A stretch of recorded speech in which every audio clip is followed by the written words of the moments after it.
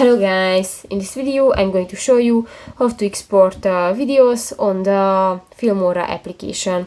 But first of all, I just want to mention, please don't forget to subscribe to our channel, because at 100,000 subscribers we are going to show you our YouTube revenue statistics and growth strategy, how to make money online. So let's jump into it. First of all, open the application on your device. So that's the home screen, and you can find sorry, that's not my home screen because I already opened the video.